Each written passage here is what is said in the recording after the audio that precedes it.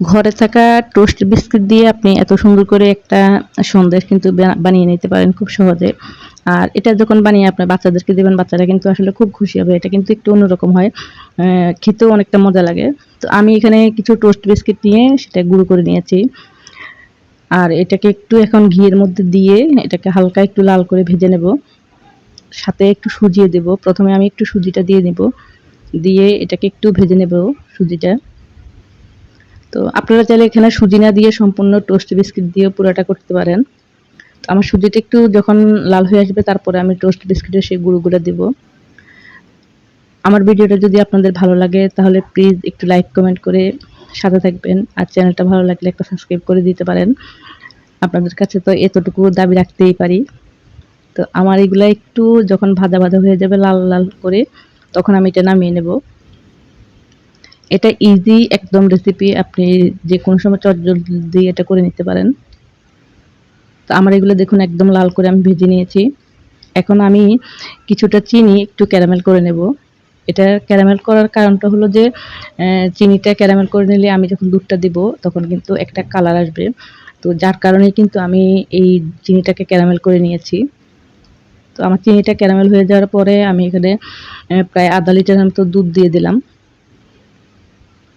দুধটা যখন একটু ভালো করে বলক আসবে তার মধ্যে আমি কিছুটা গুঁড়ো দুধ অ্যাড করে দেব। তো দেখুন আমার দুধটা ভালো করে বলক এসে অনেকটা গাঢ় হয়ে যাবে, তখনই আমি এটার মধ্যে গুঁড়ো দুধটা অ্যাড করে দেব। আপনারা চাইলে এখানে কিন্তু কনডেন্স মিল্ক ব্যবহার করতে পারেন এটা তাড়াতাড়ি করার জন্য। তো দেখুন আমার দুধটা একদম বলক এসে কমে এটার একটা কালারটাও চেঞ্জ হয়েছে। তারপরে আমি এটার মধ্যে গুঁড়ো দুধটা অ্যাড করে দিলাম। গুঁড়ো দুধ দেওয়ার পরে কিন্তু এটা আস্তে আস্তে করে গাঢ় হয়ে যাবে। তো এতটা সময় তো আসলে দেখানো সম্ভব হয় না, যার কারণে ভিডিওটা শর্ট করার জন্য আমি যখন এটা গাঢ় হয়ে আসছে তখন আমি এটাকে আপনাদের সাথে শেয়ার করলাম। তো গুঁড়ো দুধ দেওয়ার কারণে সর পড়ে গেছে, তারপরে এটা আসলে অনেকটা দানা দানা হয়ে গেছিলো, তার জন্য আমি একটা বিটার দিয়ে ভালো করে এটাকে একটু ফাটিয়ে নিলাম।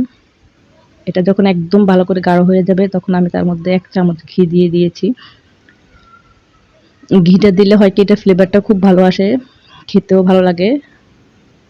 এটা যখন এভাবে অনেকটা গাঢ় হয়ে যাবে আস্তে আস্তে করে, তারপরে আমি সেই ভেজে রাখা বিস্কিটের গুঁড়ো আর সুজির গুঁড়োটা দিয়ে দেব।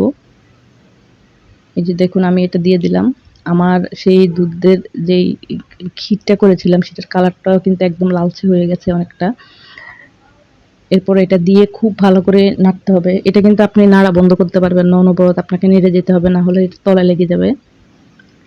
তো এভাবে নাড়তে নাড়তে যখন একদম আপনি বুঝবেন যে এটা জমে যাওয়ার মতো অবস্থা হয়েছে তখনই আপনি এটা নামিয়ে নিতে পারেন। একটা নামিয়ে একটা প্লেটের মধ্যে নিয়ে নেবেন। নিয়ে তারপরে আপনি আপনার শেপ মতো এটাকে কেটে নিতে পারেন। ঠান্ডা হয়ে গেলে কিন্তু এটা একদমই বসে যাবে। তাহলে আপনার সেই সন্দেশটা রেডি হয়ে যাবে। তো ভিডিওটা কেমন লাগলো জানাবেন। আজকে এই পর্যন্তই। সবাই ভালো থাকবেন। আল্লাহ হাফেজ।